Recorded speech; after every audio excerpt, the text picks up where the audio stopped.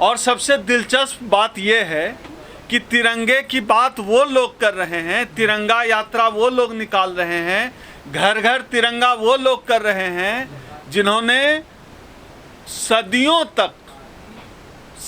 तक जिन्होंने तिरंगे से नफरत की, जिनको तिरंगे के 3 रंग नहीं पसंद हैं, जिन्होंने तिरंगे के 3 रंग से नफरत की, उसको अशुभ माना, आज वो घर घर तिरंगा की बात कर रहे हैं। तिरंगे के प्रति उनकी जो सोच है, उस सोच को हम समझते हैं, इस देश की जनता अच्छी तरह से समझती है। ये जो अमृत महोत्सव का पूरा मसला है, आप समझिए इस देश का जो छात्र नौजवान है वो बेरोजगारी का जहर पी रहा है और ये सरकार अमृत महोत्सव मना रही है। इस देश का किसान गरीबी भूखमरी का शिकार हो रहा है, गरीबी भूखमरी का जहर पी रहा है और यह सरकार अमृत महोत्सव मना रही है। इस देश की जो आम आवाम है वो महंगाई का जहर पी रही है और यह सरकार अमृत महोत्सव मना रही है। इस देश की अर्थव्यवस्था जहर में डुबो दी गई है और यह सरकार अमृत महोत्सव मना रही है। इस देश की जीडीपी माइनस में चली गई है और यह सरकार अमृत महोत्सव मना रही है। आप समझ लीजिए, जनता जहर पी रही हो और सरकार अमृत महोत्सव मना रही हो, इससे बड़ा दुर्भाग्य इस देश के लिए कुछ हो ही नहीं सकता। कैसे संभव है कि इस देश के किसान आत्महत्या कर रहे हैं, छात्र नौजवान बेरोजगारी के डर से आत्महत्या कर रहे हैं, सरकारी कर्मचारी त्राहिमाम कर रहे हैं, तमाम सरकारी कंपनियों को बेचा जा रहा है, इस देश के दलितों के आरक्षण को, आदिवासियों के आरक्षण की जो है हकमारी की जा रही है, उनको जहर पिलाया जा रहा है और ये बात कर रहे हैं आज अमृत महोत्सव की। इस देश के जितने SC ST OBC हैं सब परेशान हैं, सब हलकान हैं। दलित उत्पीड़न की घटनाएं बढ़ गई है, आदिवासी उत्पीड़न की घटनाएं बढ़ गई हैं और ये कह रहे हैं कि एक दलित को पहले राष्ट्रपति बनाया तो इस देश में जो है दलित उत्पीड़न की घटनाएं बढ़ी, अब आदिवासी को बना दिया है इन्होंने राष्ट्रपति। अब देखिए आदिवासियों की क्या हालत करेंगे। या अडानी अंबानी को उनकी जमीन 1 रुपया प्रति 100 एकड़ बेच देंगे, देश के आदिवासियों को बर्बाद कर देंगे अब ये आदिवासी राष्ट्रपति बनाकर। ये इनका एजेंडा है। आदिवासी जहर का घूंट पी रहे हैं और ये अमृत महोत्सव मना रहे हैं। इनका अमृत महोत्सव इस देश की जनता समझ गई है, इनका अमृत महोत्सव हम लोग समझ गए हैं। इनके जो अमृत महोत्सव का खेल है वो खेल सारा हम लोग समझते हैं। कि आपने अपने सवाल में ही जवाब दे दिए कि तिरंगे की कीमत रखी गई है। इसी में जवाब है कि इनके लिए तिरंगे की क्या कीमत है। और ये तिरंगे की जो बात करते हैं ना, इनके तिरंगे का सब खेल हम लोग समझते हैं। ये आज तिरंगे की बात कर रहे हैं। क्या कोई देश तिरंगे से बनता है? कोई देश झंडे से बनता है?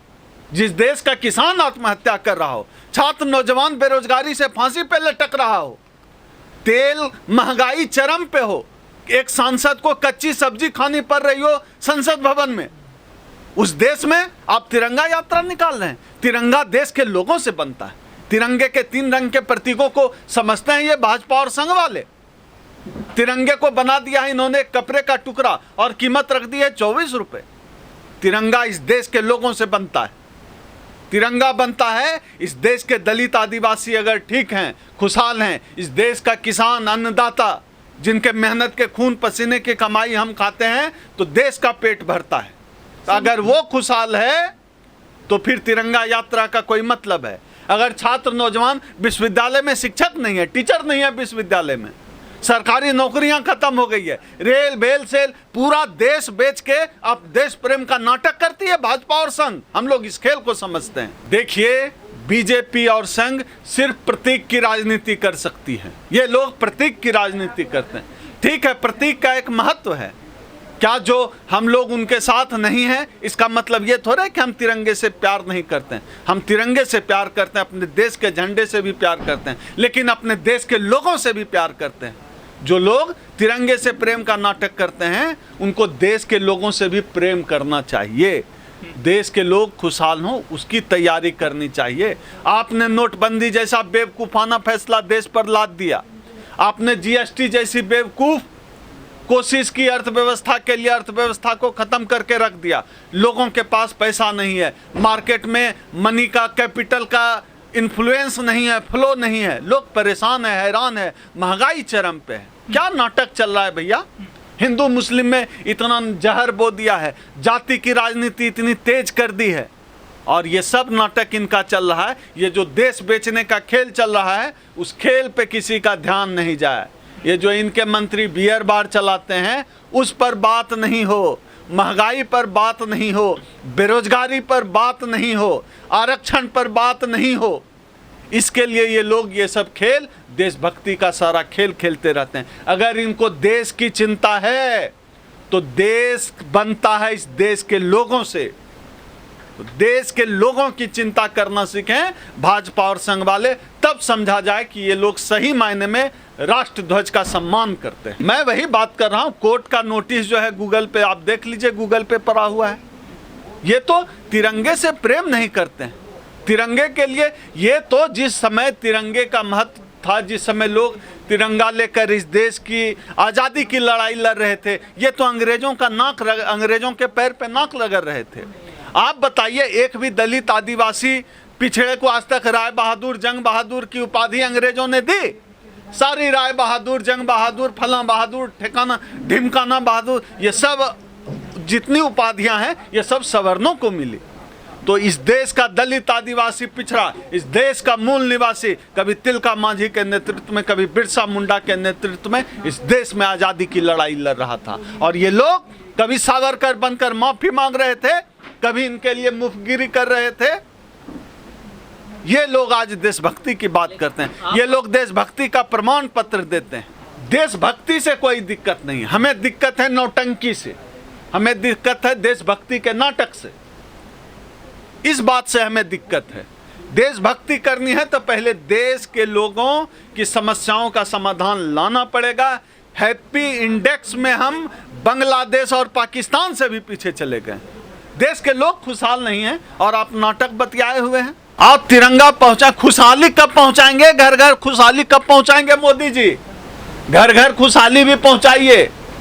लोग सिलेंडर जो आपने उज्ज्वला योजना में दिया है, लोग सिलेंडर भरवा सकें, उनकी आर्थिक स्थिति ऐसी कर दीजिए, वह है असली देशभक्ति। छात्र नौजवान बेरोजगारी से फांसी पे लटक रहा है, फांसी पर ना लटके, उनके आंखों की, युवाओं के आंखों का सपना ना मरने पाए, वो देशभक्ति है मोदी जी। देश के जो संसाधन है उसको बेच देना देशभक्ति है। आप रेल, भेल, सेल, BSNL, MTNL, LIC सबको बेच के आप देशभक्ति करें। देश की संपत्ति बेचना देशभक्ति है। देखिए, मोदी जी ने कहा था कि जो है हर भारतीय को 15 लाख मिलेंगे। देख लीजिए क्या हालत हो गई। ऐसी हालत कर दी है कि आम जनता के पॉकेट में 15 रुपया भी बचा हो तो बहुत है।